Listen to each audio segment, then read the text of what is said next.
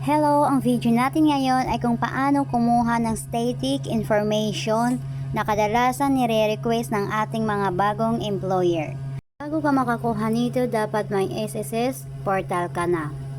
Start tayo, i-open natin ang ating mga browser, i-search natin ang SSS portal. Pag okay na, i-click natin itong nasa taas.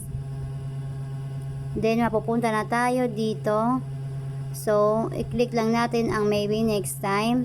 Tapos, i-login na natin ang ating user ID. Then, sa baba, password. Pag okay na, i-click ang sign in. Andito na tayo sa ating profile. X na lang natin tong notification. Then, zoom in natin. I-click natin ang member info.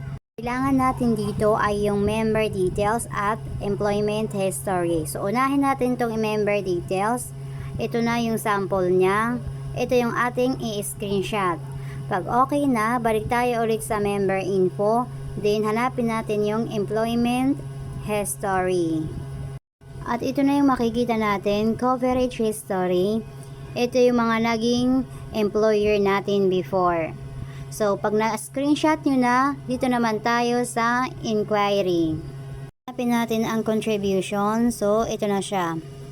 Dito naman sa part na to, hindi naman siya kadalasan nire-request ng ating mga bagong employer. So, pinapakita ko lang kung saan siya makikita. Then, pwede nyo na rin i-check ang inyong mga monthly contribution dito.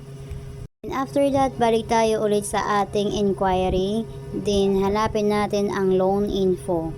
So, dito natin makikita ang ating mga loan. For example, kung may salary loan ka, pindutin nyo lang yung sa baba. Then, pag napasukan nyo na yan, screenshot nyo lang. Tapos, dito naman kayo sa calamity loan kung meron. Yan. Kung wala, yan yung lalabas. Tapos, sa educational loan, ganyan din. Loan restructuring program. So, pag wala, ganyan lang yung makita nyo. Then, housing loan. Ganun lang kadali kumuha ng static information. Then, ipaprint nyo na lang yung mga in-screenshot nyo. Then, don't forget to log out your SSS portal. I hope nakatulong sa inyo ang video na ito. Kita-kita ulit tayo sa next nating video. Salamat!